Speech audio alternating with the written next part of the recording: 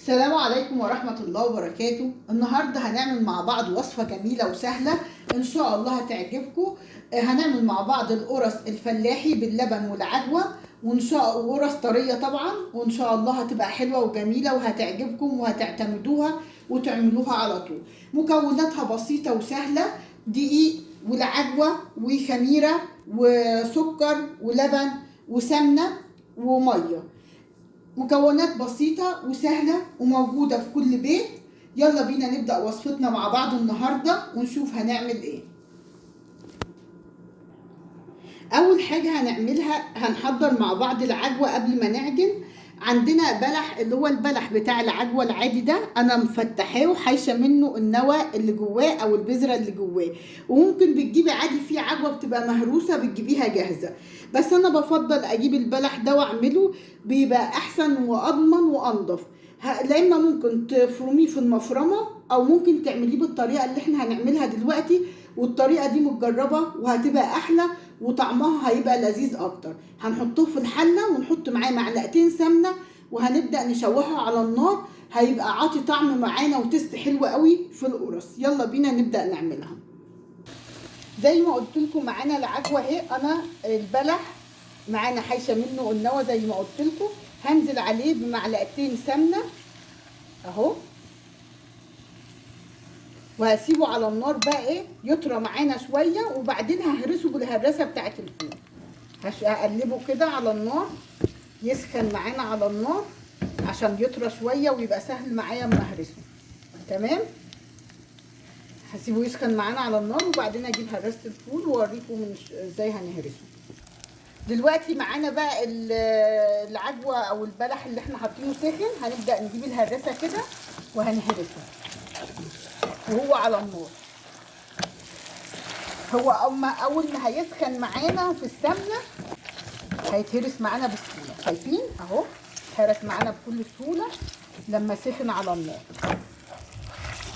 معلقتين السمنه اللي بحطهم دول بيدي تست حلوه قوي للعجوه وبيبقى طعمه جميل. لو انتي مش حابه يعني تحطي سمنه ويبقى حاسه ان هو هيبقى تقيل عليكي كده، ممكن نحطه في المفرمه وبنفرمه. تمام، بس برضو السمنه دي اما بحطها برضو مش هتخليها تلزق في ايدك وانتي بتحطيه في القرص وكده. وكمان زي ما قلت لكم بيدي طعم حلو قوي ويدي تيست كويس قوي للقرص. احنا خلاص كده هرسناها اهو.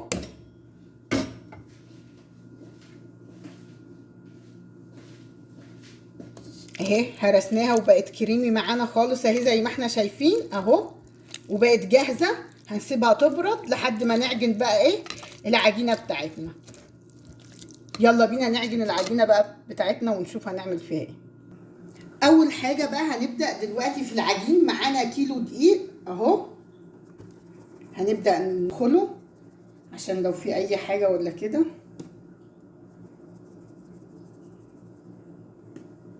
ده كيلو دقيق معانا، هنستخدم معاه لتر لبن وهنستخدم معاه خضة زبدة. خضة الزبدة عاملالي كوباية بعد ما سيحتها، هوريها لكم دلوقتي.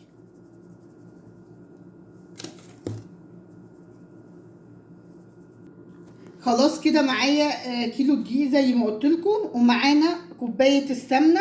لو انت حابة ان انت تخلي نصها سمنة ونصها زيت عادي، بس انا بحط سمنة اهي. كوباية السمنة اول حاجة بحطها مع الدقيق.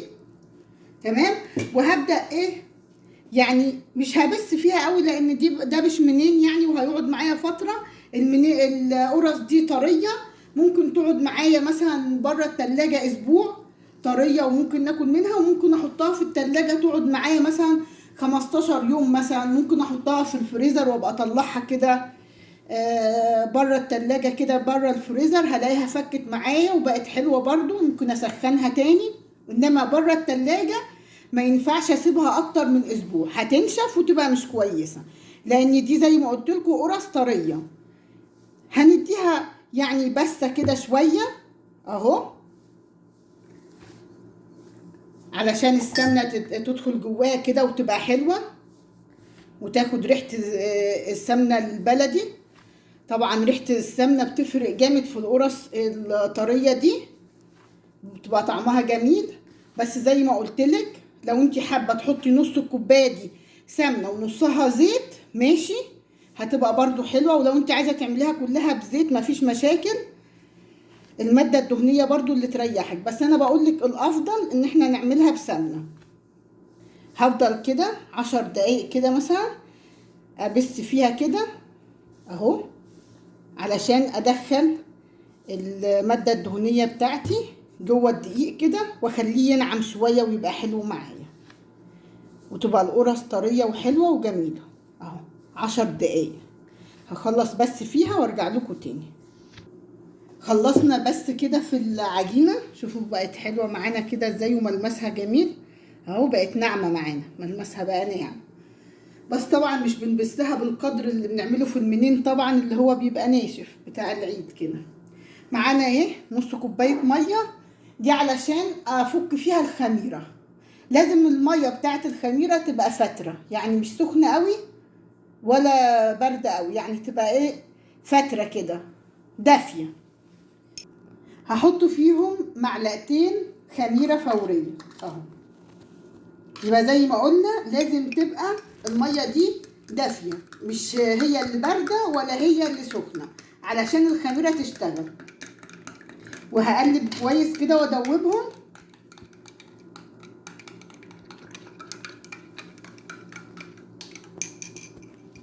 ومعانا السكر اهو تمام. هحط السكر بقى ده اهو برضو على الخميرة اهو، يعني 4 معالق سكر او 5 من المعلقة الصغيرة بتاعت الشاي، علشان القرص معانا تبقى طعمها ايه، عاملة تعادل كده مع العجوة، تبقى طعمها مسكر حبة تمام. ما بحطش سنة ملح معاها مع القرص اللي بالعجوة، عشان العجوة بتبقى مسكرة، فبحط السكر بدل الملح. لو هي سادة كنت حطيت لها سنة ملح، فالسكر هيدي معانا تعادل مع العجوة، حتى الحتت اللي مش هيبقى فيها عجوة هتبقى طعمها حلو كده ومسكر وهتحبي تاكليها. هقلبهم كويس قوي وبعدين ارجع اقول لكم هنعمل ايه. هنزل كده بالميه اللي حاطه فيها السكر والخميره اهو، والم العجين معايا كده اهو. طبعا مش هي دي اللي هتلم العجين، زي ما قلنا معانا لتر لبن هنلم بيه العجين، بس طبعا مش هننزل بيه كله، هننزل بيه واحده واحده لحد ما الاقي العجين اتلم معايا تمام اهو. ادي اول كوبايه معانا من اللتر، ونشوف هنحتاج التانية ولا لا. على حسب ما العجين هيتلم معانا هنحط ايه اللبن، عشان طبعا احنا عارفين مش كل الدقيق بياخد نفس القدر من الايه، من الميه او من اللبن. في عندي دقيقه بتشرب اللبن او الميه، وفي عندي دقيق ما بي ايه بينطر الميه وما بياخدش ميه كتير او لبن كتير. هي كده عايزه معايا تاني، هحط الكوبايه التانيه كده، هي خدت اللتر كامل.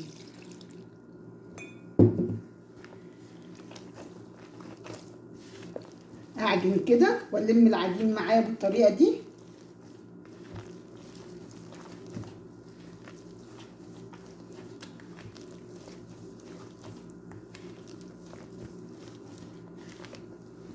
الم العجين كله مع بعضيه بالطريقه دي كده.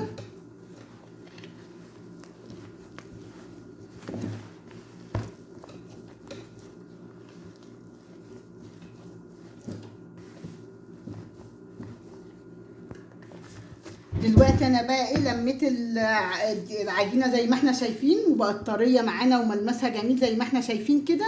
هنديها بقى ايه اخر تيست معانا، هنحط يعني سنه سمنه كده بسيطه نلم بيها العجين في الاخر، ودي اختياري يعني، بس هي بتدي طراوه للعجينه تمام اهو. هنلم بيها العجينه في الاخر اهي.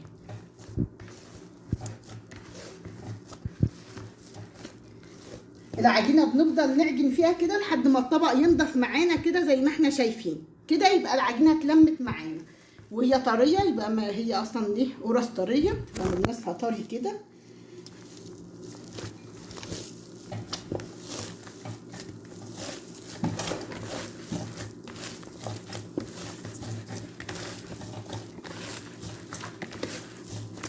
خلاص كده خلصنا العجينه معانا وبقت ملمسها طري زي ما احنا شايفين كده. في الوقت ده بقى هنبدا نقرص العجين او نشكله ونحط فيه العجوه. طبعا المفروض ان احنا بنشكل العجين بتاع القرص الاول وبعدين بنسيبها تختمر، غير العجينه مثلا بتاع البيتزا او الحاجات التانية. دلوقتي هنشكلها ونحط جواها العجوه وبعدين نوريكم هنعمل فيها ايه. اول حاجه هجيب عندي اي اكياس نظيفه كده او اكياس سفره او اي اكياس، افتحها نصين كده وافردها على الترابيزه اللي هبدا اعمل عليها القرص. عندي العجوه اهي بردت، شايفين بقت كريمي خالص اهي وبقت جاهزه معانا اهو، وطعمها بيبقى جميل قوي في القرص وما بتبقاش تقيله يعني زي ما انتوا حاسين، لا والله بتبقى حلوه قوي، لان هي معلقتين السمنه اللي انا حطاهم بتنطرهم تحت اهو، نطرهم تحت يعني مش هيدخلوا جواها ولا حاجه، هي بس فككتها. هنبدا مع بعض، طبعا هي بردت، هنبدا نقرص مع بعض العجين اهو. العجين بتاعنا اهو اهو، طبعا زي ما انا عايزه بقى، عايزه قرصه كبيره قرصه صغيره اهو. مثلا دي قرصه اهي، هبدا ايه اكورها كده وهاجي افتحها من النص كده، وهاخد العجوه معايا بقى برضو زي ما عايزه اكترها عايزه اقللها، وهبدا اقفلها بالطريقه دي كده واكورها كده برضو، وابدا افردها على ايديا كده. والسمك بتاعها خليه ايه وسط، يعني مثلا معانا نص سنتي ارتفاع كده، لان ما انساش ان هي هترتفع معايا اما تختمر، لان انا بعد ما هشكل العجينه دي معايا هسيبها ترتاح وتختمر. تمام اهو شوف شكلها اهو، والعجينه طبعا معايا ناجحه وجميله عشان كده فردت معايا على ايديا بكل سهوله وطريه. ابدا ارصصها هنا على الكيس اللي انا فاتحاه او مفرش السفره زي ما انا عايزه. ابدا اعمل معاك واحده تانية اهو اهو، اكورها كده واجي من النص اديها فتحه، وزي ما شايفين معايا ايه العجوه طريه برضو خالص ومساعداني في الفرد، واروح قافلاها كده على بعضيها والفها كده واروح مبططاها بالشكل ده كده. شايفين العجينه ناجحه معايا ازاي؟ بس بدوس عليها بايديا بلاقيها فردت معايا بكل سهوله. احاول بقى بقدر امكاني ما بينش العجوه علشان ما تتحرقش معايا في السوا، والارتفاع معايا يبقى متوسط عشان لسه قلنا هتختمر اهو. هحطها تختمر هنا، هحاول لو في حته عجوه باينه اقفل عليها كده عادي، اي حاجه ممكن نظبطها اهي. قفلت عليها، كان في حته عجوه، كويس ان ده حصل واحنا مع بعض عشان تشوفوا. كان في حته عجوه باينه، قفلت عليها العجينه تاني، العجينه مظبوطه معايا زي ما قلت لكم، فمساعداني جدا ان انا اشتغل بيها. هعمل معاكم واحده تانية عشان تشوفوا اهو. بقسمها كده، وطبعا كبر او صغر القرصه دي براحتك بقى، حابه تكبريها حابه تصغريها دي براحتك اهو.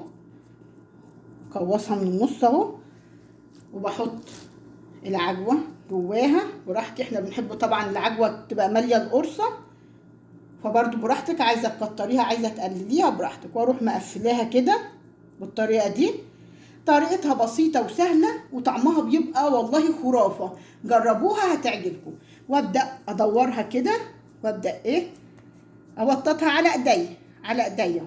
العجينه سهله معايا لان هي طريه وحلوه جدا اهو على ايديا اهي بكل بساطه وسهوله اهي. بقت معايا قرصه جميله وزي الفل اهو اهو زي ما انتوا شايفين. هخلص كل الكميه اللي معايا بنفس الطريقه وبعدين هرجع لكم تاني. دلوقتي خلصت الكميه اللي معايا كلها، هسيبها بقى لحد ما تختمر.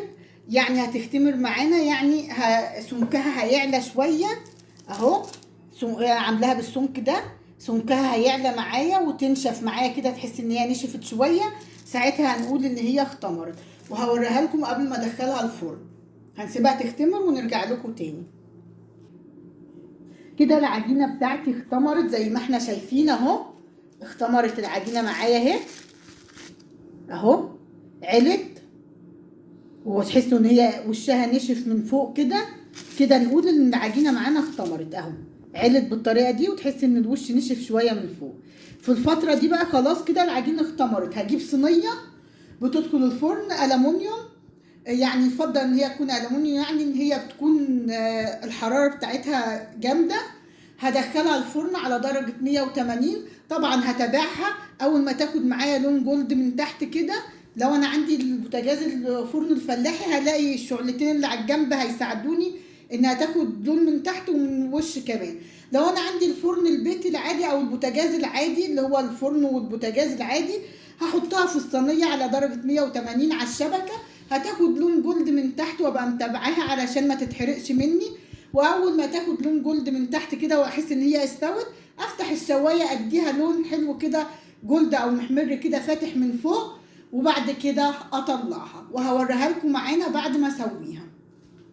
ودلوقتي خلاص القرص بعد ما طلعناها من الفرن واستوت معانا، شكلها جميل زي ما احنا شايفين اهو اهو، والتسويه بتاعتها جميله، وبصوا مستويه من ورا ومن قدام، شايفين التسويه بتاعتها حلوه ازاي، ونشوفها من جوه اهو، من جوه جميله اهي. نفتح واحده تانية من جوه نشوفها اهو، شايفين طريه ازاي وجميله وهشه كمان. زي ما قلت لكم دي تقعد بره عادي اسبوع مش هيجرى لها حاجه، بس نبقى مغطيينها في طبق بلاستيك مثلا او في طبق اي طبق كده، ونغطيها كويس، هتقعد اسبوع معانا بره التلاجة. بس هنحطها في التلاجة ممكن تقعد معانا اسبوعين مثلا، ولو حطيناها في الفريزر عادي تجمد، ونطلعها كده عادي في درجة حرارة الغرفة لحد ما تفك معانا، وممكن نسخنها لو عايزينها سخنة تمام. انما هي ما ينفعش تقعد اكتر من اسبوع بره التلاجة، لان دي قرص طرية طبعا ومش مبسوسة، فملهاش عمر طويل. بس هي طعمها جميل وهشة وفظيعة، وشايفين الطراوة بتاعتها ومن جوه عاملة ازاي.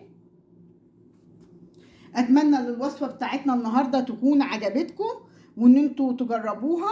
وصفة سهلة وحلوة وجميلة، نفطر يعني ممكن نفطر بالقرص دي مثلا، او نتعشى بيها، خفيفة ومغذية للاولاد، فيها لبن وفيها بلح، طبعا البلح كله حديد واللبن كله كالسيوم، في يعني حاجات مغذية وحلوة، وممكن ياخدوها معاهم برضو المدرسة، احنا خلاص بدأنا الدراسة، فممكن ياخدوها معاهم المدرسة، جميلة وحلوة وهتبقى طعمها مميز ولذيذ. اتمنى وصفتي النهاردة تكون عجبتكم، وان انتوا تجربوها وتقولي رأيكم فيها ايه، وما تنسونيش بقى باللايك والشير والاشتراك في القناة وتفعيل زر الجرس عشان يوصلكم كل جديد. وشكرا لحسن استماعكم، والسلام عليكم ورحمة الله وبركاته.